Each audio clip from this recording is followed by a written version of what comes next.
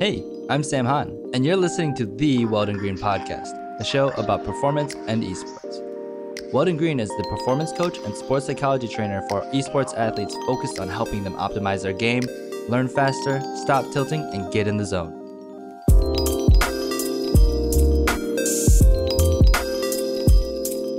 We're starting off the show with the Ask Weldon segment, where we take questions and answers from the Ask Weldon YouTube show revolving around a specific topic. And that topic is pro gaming. If you're listening to this, it's likely that at one point in your life, you've wished you could play video games all day long. Actually, you probably have played video games all day long, but you were told that you need to go to school, study hard, and get a real job. Or something like that. Maybe months or even years later, you hear about a website called twitch.tv, and that changes everything. The dream of playing video games all day as a streamer suddenly resurrects that once dead dream. And then, a few years later, a game called League of Legends is sweeping the globe and selling out stadiums of fans who want to watch teams duke it out. Now, there's a growing esports scene where people are making millions of dollars playing a variety of video games for a living. The dream is a serious reality. But for me, I'm probably too old. Actually, wait, is age really a factor? Can anyone make it to the pro scene? How much sacrifice does it actually take? These are some of the questions we'll touch on in this episode. So let's start with the first question. If I'm young, let's say 16 years old, what do I need to do to become a pro? Get to Masters and Challenger. Keep plugging. Keep going at it. If you're 16 years old, you have, a year, 2 years, 3 years, 4 years of I want to say like cost-free investment in your perfection of your game. So you should be trying to get highest rank as possible on the ladder while being productive in all areas of your life. So the more that you're able to stay high ranked and get high ranked while still doing other things. So think, for example, Biofrost and TSM. If you don't know who Biofrost is, he was a rookie support player that made his debut on Team Solo Mid for the 2016 Summer Split of the North American LCS. And with Biofrost, TSM placed first in the LCS that year to make it to the World Championship. Biofrost and TSM, who's able to effectively do school, be social, have friends, and maintain, a really, really high rank on the ladder. That is kind of like, then he came in with a vast skill set of not just being a one-dimensional person, but being a person who could balance, different responsibilities, who was developing as a person, who was picking up these social skills, picking up these academic skills, was able to focus on one thing and then change trajectory, focus on something else. Eminently coachable, is going to have, a stellar career because he's able to come out as a rookie and kind of have the drive and the ability to step on stage and do those kind of things, mostly because of the way that he, tackled everything in life in a very serious way before he became a pro. I think he did 2 years of university. So before he dropped out and went to pro, TSM, just like I was talking about before. Okay, so where should your focus be? So what I recommend is that you essentially focus on keeping your life it doesn't have to be super diverse. You don't have to do like 50 million activities, but don't cut things out for League right now. Instead, get better at focusing on League when you're doing League and improvement, and try to continue doing other things. So get more effective at your League training instead of lengthening your League training. That will prove far more useful in, first of all, breaking through plateaus and getting to a higher rank, but secondly, in the kind of skills that you need as a pro. Okay, so getting more effective at training leads to two things. The first is getting over plateaus. Let's talk about that for a minute. If someone is stuck at Gold 5, Diamond 1, or even the Challenger scene, does a plateau mean that they've hit their peak? Of course, yes, you're at the peak of your level, you're plateauing there for a reason. And it could be that your parents screwed you when they were raising you, and you just didn't do the things that would unlock, that would give you the kind of bedrock of strategy that allows you to kind of naturally understand what to do next. So you have to work at it. You have to consciously build that, and it might take a little bit more time than your peers because you are enfranchised of that knowledge. So what are your strengths? What are the things that you do have that like other people maybe don't? And you need to kind of lean on those as you develop this skill set. So what can we do when we hit a plateau? I would say if you're plateauing, you need to get extreme. You need to stop doing the same thing every single day. You need to either play tons or not play at all. If you're playing like an average amount, you need to play more or play less, like way less or way more. You need to start pulling levers and seeing what moves the needle, because you doing the same thing and the same actions every day continuously are not going to move the needle. You need to get a coach, maybe. You need to join a team and go on stage and get that pressure of performance and see like, oh, maybe I light up when I'm actually under pressure on a stage and I need to be training for something. So start figuring out like what it is besides sitting in a room and solo queuing is going to move the needle for your performance growth. Okay, so you need to shake things up to get through a plateau. There was a second thing effective training leads to: building the skill of a pro. What would that be? The number one skill of professional League of Legends players is the ability to learn. The number one skill. It doesn't matter if you're good on a patch if you can't be good on the next patch. You have to be the first person in the world who's the best on the next patch, or you lose. That's the first thing I tell every single team that I go into. I say, what is the number one skill of a League of Legends player? And they say, unless they've had me before. They come up with a bunch of random stuff, in which case they don't really know. But the answer is the ability to learn. It doesn't matter if you're the best person in the world on a patch. If it changes and 2 weeks later you are bad again, you have to be able to become the best on like 4 champions or 3 champions on a patch as fast as humanly possible, faster than anybody else. And then you can keep ahead of that curve. You can keep getting higher and faster. You can keep getting better and better and better, faster than the next person, because you're already ahead of them. So then you can be working on teamwork before they work on teamwork. Then you can work on optimization. Then you can work on the next strategy. And the game is always refining, so you're always learning. So get really effective at your ability to learn and study every patch, make predictions, test the predictions, see if you were right. Move forward in that way and really hone on the skills and stay diversified so that you have this pressure on your life to do all of this in less time, to become better in less time. So the pressure forces you like a winnowing fire to refine your skill set. All right, we've touched on getting better to become a pro. What about those of us that are a bit older? Is it still possible to have an esports career? Whenever the topic of age comes up with esports, it's always about reflexes being the limiting factor. So what's going on there? There have been a large amount of studies on when it is that reflexes decline and when it is that... So understand the difference, by the way, between reflex, which is let's say the health of your wiring. So when the doctor hits you on the knee and your leg goes dunk, like that's a reflex. You can't help it, and it tests like the strength of your wiring versus a visual to motor muscular response, which is what you train in esport. When you say reflexes in esport, usually what you're talking about is you see something on the screen and you react to it and you click something, right? So that is as fast as you can train it, and as long as you can keep up the training and perfect that motor movement. And that will last for some people, if they're healthy, up until their mid-40s. So I think the real question is, how much free time do you have? And unfortunately, that goes away pretty quickly compared to your reflexes, or your response times. And I think that you can be set behind. Like, if you never played video games and you've never played any sort of strategy game and you've never played anything that like is going to wire up that stuff from an early age, and you're 20, I mean, you might be spending 15 years like building up the circuitry that somebody who's 19 years old has been building up since they were 11. And because they're still in like this intense period all the way up until the age of 27, 26, your brain is still forming. After 27 or 26, you got a really big uphill climb to get to expertise in video games if you've never done it before. So audit your life, see if you're close to the top now, or if you've played enough games in your life to know that you can get there, and it's just like a strategic problem or like I don't know this game very well problem. And then you can choose whether or not you have the time to all in for a couple of years to try to get your response times up there. So ultimately, age isn't the main issue. It's a lifestyle that typically comes with age and how much you've been training the necessary skills to become an elite gamer.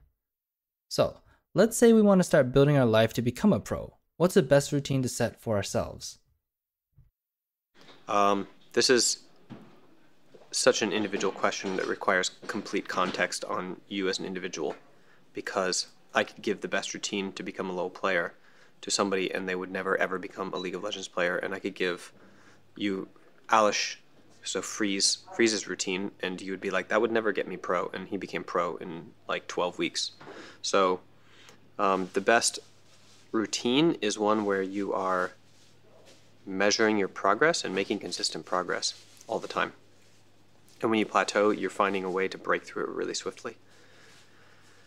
And a realistic one. So you need to map out, what your time frame is and try to figure out how to just basically make sure your motivation is really strong when you're playing.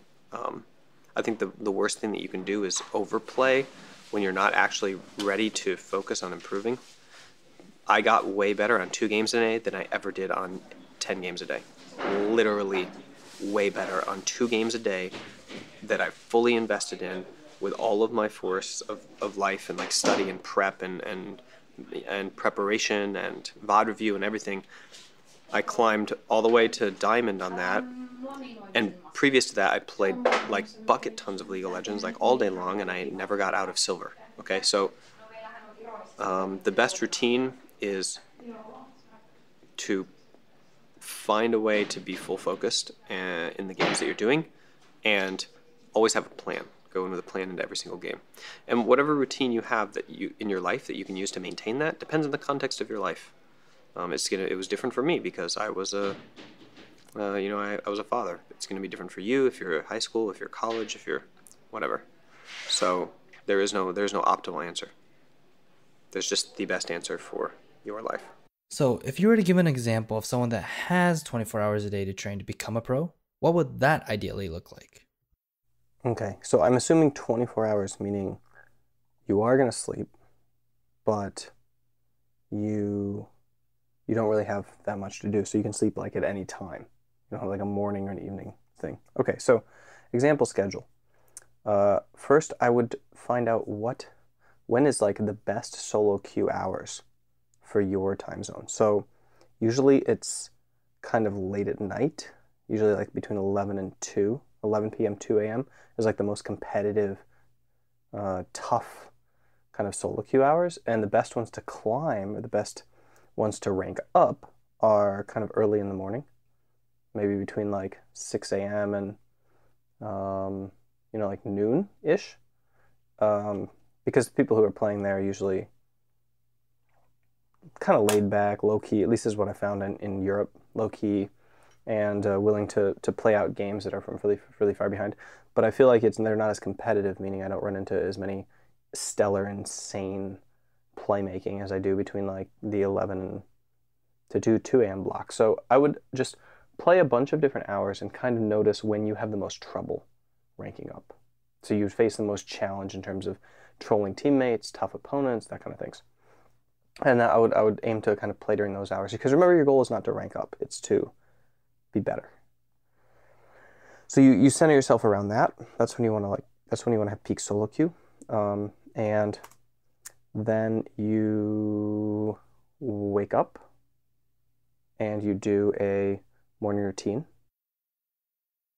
Then jump into for your physical maintenance. I prefer physical maintenance in the morning. I think it's the most ideal time to do it.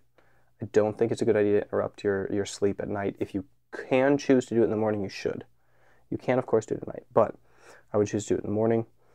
And then eat, and then train for about 3 hours, and take a break.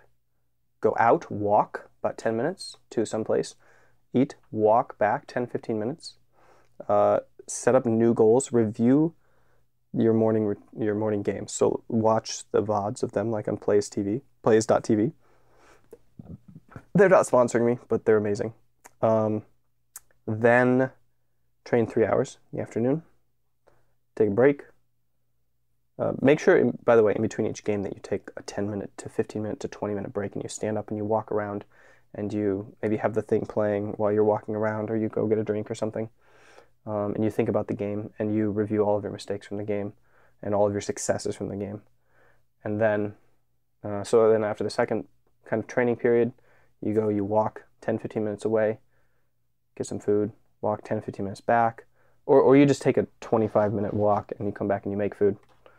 And then you eat it. While you're eating it, you review the games from the morning, and like create goals of like what you succeeded at, what you failed at, that you want to take into the evening. And then that second block should be your primary block. And then you kind of do a late block, which is an extended like 5, 6, 7, 8 games of kind of more fun, more allowing yourself to push your limits instead of being super hardcore focused to win absolutely at all costs. Allow yourself to play the other side of the matchup. So let's say you're practicing Azir into Victor or something. So then you play Victor into Azir if you can. Maybe run some drills with some friends, some one-on-ones.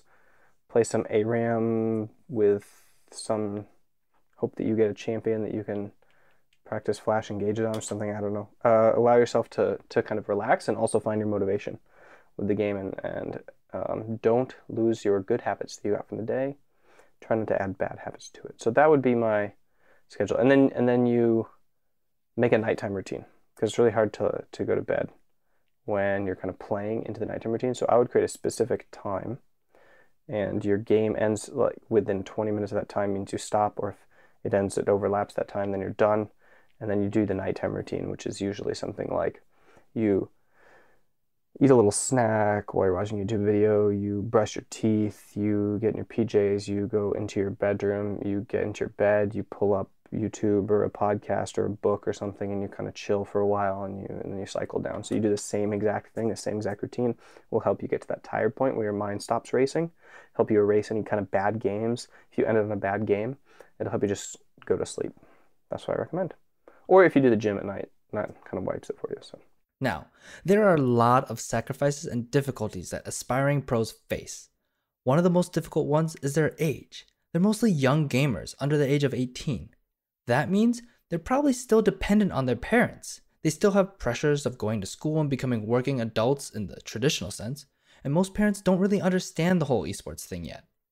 Most parents are not going to let you just drop out of school and pursue what they think is an unhealthy life playing video games all day long. When your family has these kind of concerns, how do you pursue pro gaming? This is a really tough question because I don't know your context. I need a lot more context to kind of understand what advice to give you, but here's how it should be. You should be able to have, you should be able to do what's important. So you should be able to check all the boxes in terms of health and well-being and all the stuff you have to do, like schoolwork and chores and whatnot, plus training. And every single thing that takes away from your training should amp you up and motivate you. So you are wasting time during your training that you could recapture with intensity, with extra intensity. So every single thing that comes into your training, you should see it as a sacrifice, a worthy sacrifice. Okay, now I have to go do this project. Now I have to go meet with my friends because I want to build up those relationships. It's important. Now I have to go do the dishes for my mother. Now I only have 3 hours to train. Now I only have 2 hours to train. Now I only have 4 hours to train.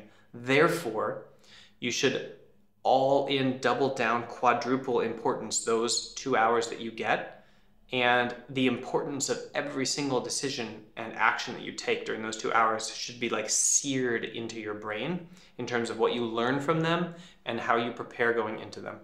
And because of that fact, because your brain has this very limited window and is super intense during it, you will get more out of those 2 hours than a person who has just trained 6 hours would get out of those last 2 hours. So let's say you train 6 hours and then you have 2 hours left and you train those 2 hours. You get way less out of those last 2 hours than a person who just has only those 2 hours to train. That's what you should do. You should make sure you wire up everything that you do outside of training into your training in terms of like motivation and drive and grit and fire. And then you should also optimize. So like, let's say you have to be healthy, so you have to eat well. Well, are you eating well for an esport athlete? Like, have you done the research to figure out what's the best thing to eat for esport athlete? Let's say you have to work out. Your parents want you to like stay healthy and run and jog and lift, whatever. Are you doing like the best kind of lifting and weightlifting and exercising for an esport athlete? Let's say that you have to socialize and like your parents want you to make friends and they want you to dedicate 2-3 nights a week to your friends. So you're going out. Are you going out with people who are like going to lift you up and tell you to take chances and who are like okay with like failure and growth and who are you're able to discuss game theory with and like high quality concepts like, you know, what should you do in MOBAs, like vision awareness? Like, do they play other games at a high level that you can kind of like, you know, have these really high level game theory discussions on in terms of strategy? Are they also pursuing crafts at the world level? Like at the world-class level, can you compare with them? So you should try to optimize everything in your life around your passion in terms of like it feeding into it. And then you should use any sort of time that you spend away from it wired up into intensity or sacrifice from them when you get to your core activity. There are a lot of obstacles to overcome and a lot of advice from Weldon to implement. However, ultimately, you have to be good enough. You have to make it to the top of the ladder to get noticed, to start networking, to get chances to try out for teams. Now, here is some tough love for those of you that are still in school and think you can make it pro. If you can't become a pro while you're going to school, you're probably not good enough. Alish, who's a freeze, he became a pro off of 4 hours of training a day. So if you and going to school full time. So if you can't like essentially focus hard enough during your training, your 4 to 6 hours of training in the evening, that you can like escalate yourself up to that level, then you should probably think about going more long term on your bet and trying to get as high ranked as you can so that you can go pro in the next esport or when this one ages up, with that kind of idea in mind. Pro gaming. The journey in becoming a pro gamer really comes down to kids that loved video games, were really good at them, and were striving to make their passions a reality. In the present and near future, the tides are changing. College and high schools are creating esports programs. NBA teams are buying out esports teams, and franchising is one of the latest hot topics in esports. Pro gaming is becoming a legitimate thing. Now, for the 99.999% of us that aren't going to be pros, everything we talked about is still relevant when it comes to getting better at the game. So, to everyone, remember, you don't need to play 18 hours a day to get better at a game. Instead, you really need to make sure you optimize your life and focus hard on the time you have to train to meet your goals, whether it's getting out of bronze or becoming number 1. So, for all you aspiring pro gamers, good luck, because it's gonna be tough. But hopefully, you can be the very best, like no one ever was.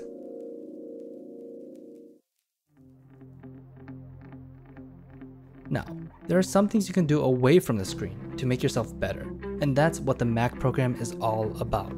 The online mindfulness acceptance commitment program was made by Weldon to help you gain mental resilience, improve your focus and performance, and become a mindful warrior. If you want to see what Weldon has done to help teams like CLG, TSM, and G2 become the best, try out the MAC program using the link mindgames.gg/MAC. And because you're listening to the podcast, use the code PODCAST to get $5 off during checkout. The link is in the episode description.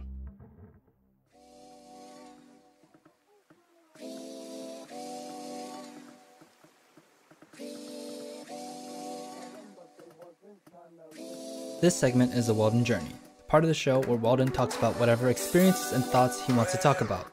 This episode, Weldon talks about his journey as the assistant coach of G2. This week, we cover the EU LCS playoffs for the Spring Split of 2017.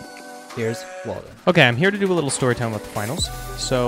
About playoffs from the EU LCS Spring Split 2017.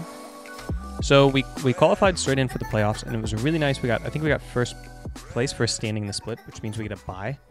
And I feel like this is really, really important to get a bye in playoffs because you get an extra week to practice, and you get to practice the other team that got a bye. also, which is kind of like most likely going to be the finalist in the tournament also. If you think about, like, let's say the first 2 seeds like make it as predicted. So it's a really good opportunity to kind of practice that.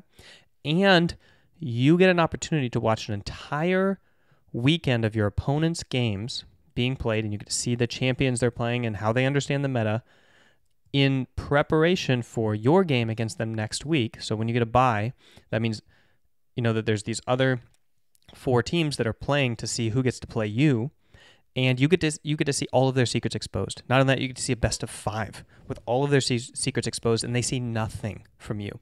So there's really an uphill battle if you don't get a bye for EU LCS or NA LCS playoffs, and it's really kind of bad form to get a bye and get all of this information and get kind of like some focused practice and then still lose to the team that didn't get a bye and had to expose their whole hand. It just straight up means that other team was better than you.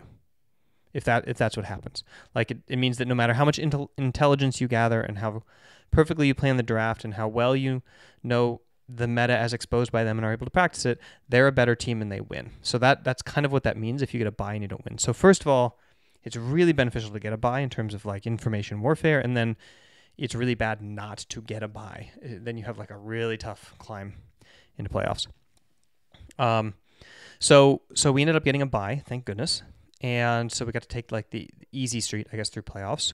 We get to watch the fnatic versus H2K, which is really exciting. We can't really train while that's happening. So some people are playing solo queue. Some people are, watching the matches and playing solo queue and talking draft. And it ended up being a really entertaining and fun match. I really like how fnatic decided that their first kind of step or their first stage should be to stop trying to play perfect League of Legends and just play League of Legends. When I went to Team Liquid in the spring of 2016 for a 1-week boot camp, one of the first things that I worked with was try to like get the coach and the players to agree that the complexity of a lot of the plays that they were trying to pull off was burdensome in the way that it just wasn't something that the team could do, and it wasn't high probability, meaning that if we spent a lot of practice time working on this one thing, it wouldn't necessarily get us that much better compared to something else we could be working on. So we worked on the very, very first fundamental thing, which is just to be proactive in the first place. Now, I didn't get to stay with Team Liquid for a longer period and turn that proactivity into a refined kind of aggression, but fnatic has good enough players that when they just decided, okay, we're just going to play proactive draft-winning lanes League of Legends, or winning combos, because, Kennen doesn't necessarily always win bot lane in any way, although if you gank it a bunch, it kind of starts to. But they do proactive, but then they're good enough to bridle that aggression in the correct way, to take the turret, to dive, with the teleport advantage and things like that. So it was really fun to watch fnatic kind of starting to hit their stride and get a little bit of comfort. And H2K did the H2K thing where they just kind of felt like they were just trying to play, really good League of Legends, and it looked like they were freezing up. I don't know if they ever. I think being able to reset in the middle of a best of 5 match is a very important mental ability. I think the ability to walk off stage and forget the game and go back and reset as a best of 1, or like, okay, first game is over and we lost. This is now a best of 3, or something like that. Just the ability to kind of like walk back on stage without preconceptions and try a completely different strategy, or to try to hamper a different role, or to draft a different comp and test something else, or to take one piece of the puzzle away from their comp and play the same game. Like that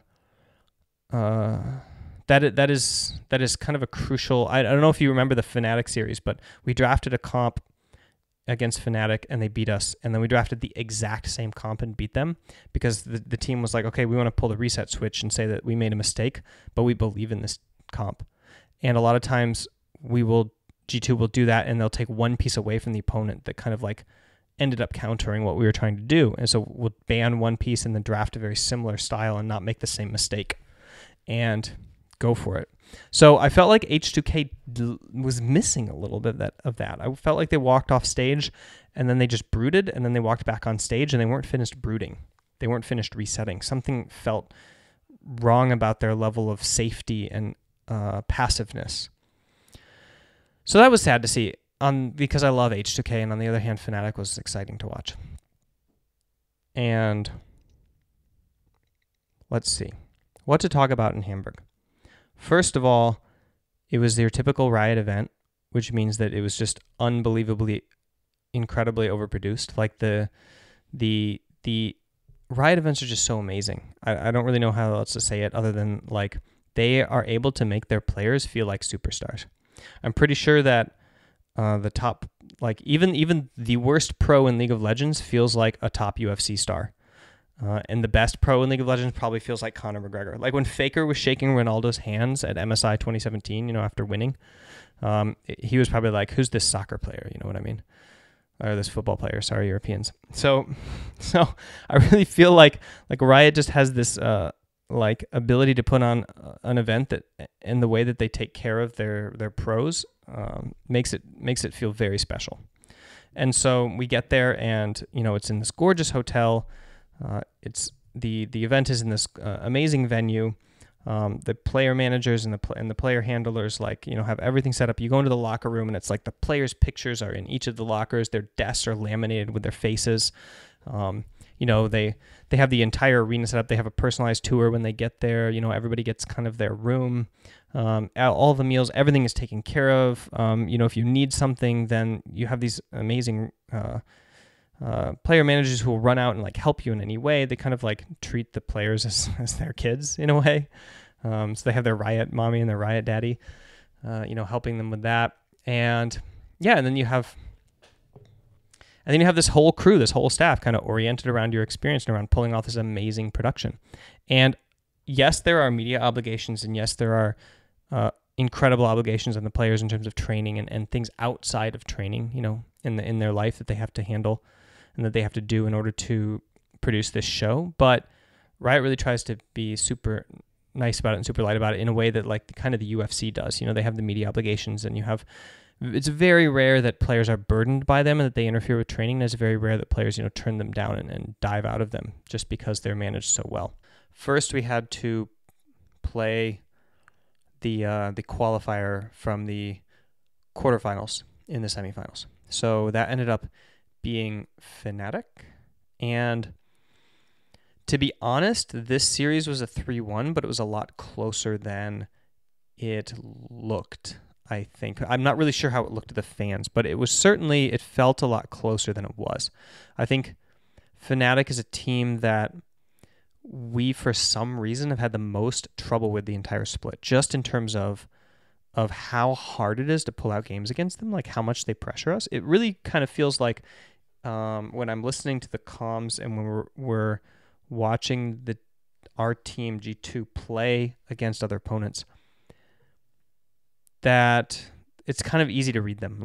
People are scared, people play the same way, people can't pull out any surprises, they do very predictable things, and it's incredibly easy to just play the game and be better at the game and beat them. With Fnatic, they're not afraid to be more aggressive and to actually make the closing plays, and on top of that, they're actually good.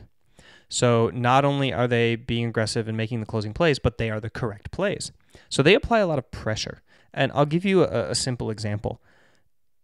Everybody was a little bit shocked when Huni was picked up by SKT, because nobody was sure when Huni and Reignover were together if it was kind of Huni or Reignover that was the secret sauce, in that pairing. And everybody knew the Huni for being kind of a tilting player who tilted under pressure, but one who applied a lot of pressure in his lane. He liked to pull the trigger on teleports a little quickly. He liked to pressure all the way under tower. He liked to run it down his lane all the way to the Nexus. Okay, he's a very high pressure player. So he goes into SKT and this very, very, aggressive pressure style, which a lot of people recognized as kind of the right way to play the game as a top laner, but it wasn't supported necessarily in in the proper way by his team, and it wasn't properly understood by him in terms of like when and where they need to apply pressure and when and where he needs to back off and play safe, right? So that's how I feel about Fnatic right now. I feel like they understand that you play the game through exhibiting massive pressure and making the aggressive play when the opponent isn't allowed to stand in front of you, or should not be allowed to stand in front of you. We actually had a meme in TSM in 2016 Summer Split where after we lost to the Echo Fox side in one of the first games in a best of 3 series in the middle of the split, it was like one of the first games we lost in a large streak. I told the guys, like, they shouldn't be allowed to do that. The things that they're doing to you should not be allowed to do, and you just let them walk all over you in the kind of, like we would go up to the turret and they would stand there and defend it. And everybody would be like, why are they here to defend it? They shouldn't be allowed to defend this. They shouldn't even walk up to this turret. Like, it's really clear they would die if they did. But then we didn't do anything about it. We're just like, wow, that's kind of weird, because a good team would never walk up to the turret and defend it because they know that they would die. So they would back off or give the turret, right? So it's kind of like through their bravado or ignorance, they were being allowed to do things that they shouldn't do. And I feel like Fnatic is good at not allowing that, right? So when somebody does something that they shouldn't be allowed to do because of the pressure that Fnatic has, they pull the trigger and they try to dive and punish it, which is good. These are really good instincts. I think the thing that they lack is this seesaw effect of give and take, where you have tempo and you make the play, and then you have to like give a little bit, and you have to respect the other team's priority in their window of opportunity. So that's kind of like a little history, a little context on Fnatic throughout the split, and then we come into playoffs, and the first 2 games were very, very high pressure and very difficult, and then the last 2 games just felt like they rolled over. And so there's a little bit of a resilience problem here where they clearly haven't been training throughout the split to survive, to understand that every game is a 50-50. And not only that, but every phase of a game is a 50-50, early game, mid game, late game. And they weren't able to continue communicating and to continue playing high quality League of Legends after they decided that they were going to lose the match, after they lost momentum. So it was a very momentum based match, meaning that they were really strong coming out of the gate and then they just completely lost momentum. Maybe there's a little nutrition, maybe supplementation, maybe mindset, maybe training, maybe dynamics in the team, whatever it is, the combination of everything kind of came together and resulted in a very momentum-y kind of match, and they ended up going down to us 3-1. And then we get to the finals, and it's really easy to deal with the stage with G2 because they've been on so many big stages now as a 5-man unit, at Worlds and a little bit at MSI, and they have failed, and so they're really good at resetting. Yoon, the jungler in particular, is really good at resetting after a game. Zen is, excellent at kind of resetting. After things go wrong, he just wants to like see what went wrong and be like, well, that sucks. Let's roll and go next. I think those are strengths that those 2 players have. Obviously they have weaknesses too. I think that Mithy and Perks, like, this used to be a bit of a challenge. I think that they're much better at it now. I like to say that Mithy, is a really emotional player because he's Spanish and he's so emotional in the gaming house, and he's always, talking and coming up with ideas and ending up in conflict with people, which by the way is a good thing. I had to like teach TSM how to conflict so that they could get things off of their chest in a way when I came into the squad for the first time. But I obviously like. Sometimes that can lead to like a momentum that is tough to turn around, compared to people who are used to being able to process things internally. So, yeah, I think that they're much better at that because of their Worlds experiences. I think that Mithy is obviously good at it because he has so many years of experience playing. I think Perks is good at it now because of Worlds and because it was something he decided he wanted to do. I like to say that tilting is always a decision, and the easiest thing. It's the simplest thing ever to just decide, okay, I'm not going to tilt. I'm going to focus and I'm going to communicate and I'm going to focus on next, and I'm not going to think about the past, and I'm just going to do it. It's incredibly simple in its conception, but it's incredibly difficult to do. It's not easy in any way. But when you have an experience like G2 had at Worlds last year and at MSI, you have a lot of motivation and fuel to say like, well, I had a bad game and now I'm going to focus on next, and I'm just going to choose to do it because I want to win more than I want to feel sorry about myself for losing, or more than I want to worry, or more than I want to be frustrated at a teammate, or more than I want to bemoan my condition, things like that. So that's just kind of a given now in the squad that they're able to pull that off. So it wasn't really difficult to get them prepared for the big stage. And so we go and we do the rehearsal, and we start to get on stage, and the event is coming around, and that's when I realize, that's when it hits me in a very visceral way how much EU hates G2, because we have an entire stadium full of people screaming either like UOL, UOL, unicorns, unicorns, or beat G2, beat G2. Like they don't even care to be unicorns fans; they're just anti-G2 fans, right? And so that was really frustrating, which of course means that it was very satisfying to both win and to go to MSI and have people screaming G2's name.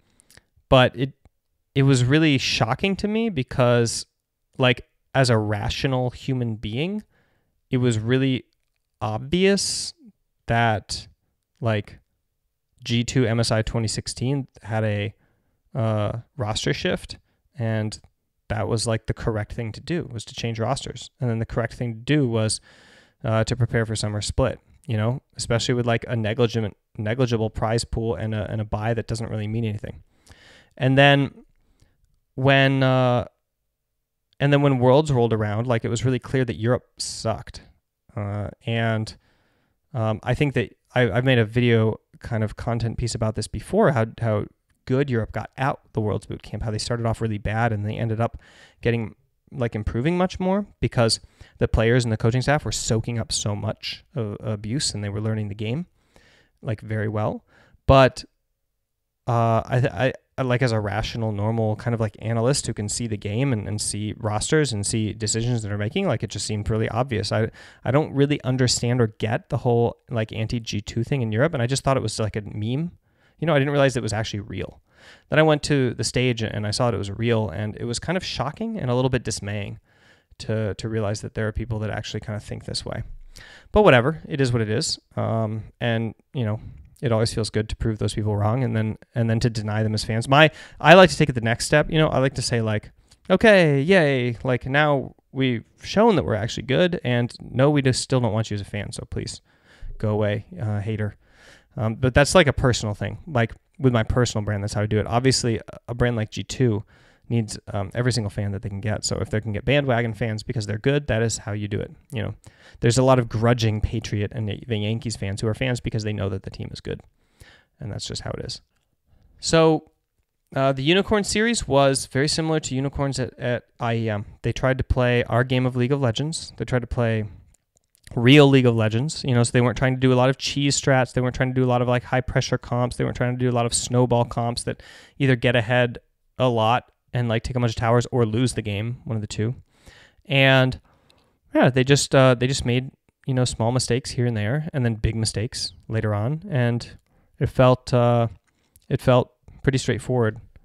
It did not feel as high pressure in terms of the first two games. So the first two games of Fnatic felt very much high pressure.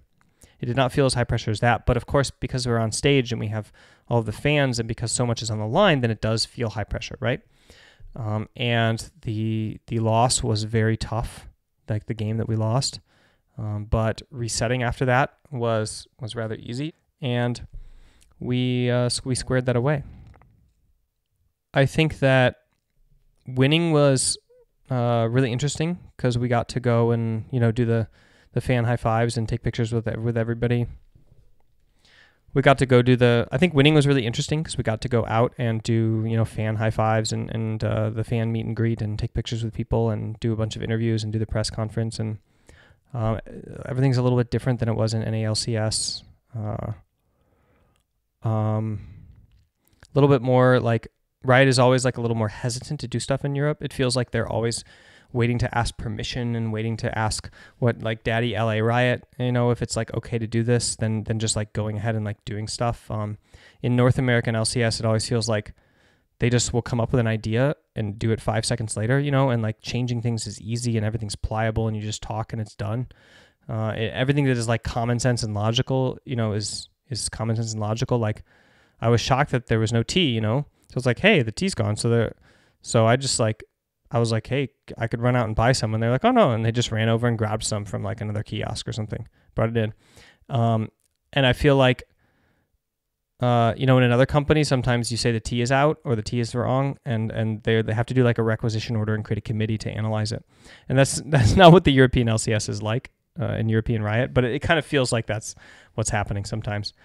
And so the post game and the organization there kind of like happened, and then it was over. And we started planning for immediately flying to Brazil. I mean, this is the crazy thing about MSI, right? That we weren't thinking we were planning. Obviously, you have to do a little bit of planning because we wanted to do a boot camp there. So we had to have everything ready and prepared for the boot camp, but not pull the trigger yet because we didn't know that, if we're going to lose, all of a sudden everything is off, right? And we have 5 weeks of vacation instead of going to MSI or 6 weeks or whatever. So man, esport life is sport life is crazy in playoffs. It's so hard to plan ahead. It's so hard to be a father. It's so hard to have kids and a wife and try to plan your life around like a schedule that you don't even know is going to happen or not. So it's a real challenge. But anyway, immediately we had to buy tickets to Brazil and fly off and start training there. And that's where we went next. So there was really very little rest. Almost no recuperation, just immediately kind of back to the grind. People took a day off in Berlin or so, but that wasn't, it wasn't like R&R, like the Koreans didn't get to really hang out with their families, or go home, and then same with a lot of other players. And that's kind of the price of winning, that you have to go to the next stage and you don't get a break. So we'll see. We'll see how it plays out by the end of the split. Hopefully we don't have this SKT effect where they started off after their MSI in 2016. They started off kind of really weak in the summer split before they were able to pick it back up by the playoffs. And I would like to think that we can avoid that problem if we plan correctly. And so now that we've had to kind of run off directly after the finals to MSI, and I know that, hopefully we can get enough rest. The Weldon Green Podcast is produced by Sam Hahn, mixed by Sam Turnberg, and content provided by Weldon Green. Remember, if this podcast needs your support, share this episode with a friend that would benefit from the topics we cover. Make sure you subscribe to the podcast on your favorite platform. You wouldn't want to miss any future episodes. If you want to contact us, you can find us on Twitter, YouTube, and other social media platforms. Those links are in the episode description. And don't forget to check out the online Mac program at mindgames.gg/MAC with the code PODCAST for $5 off at checkout.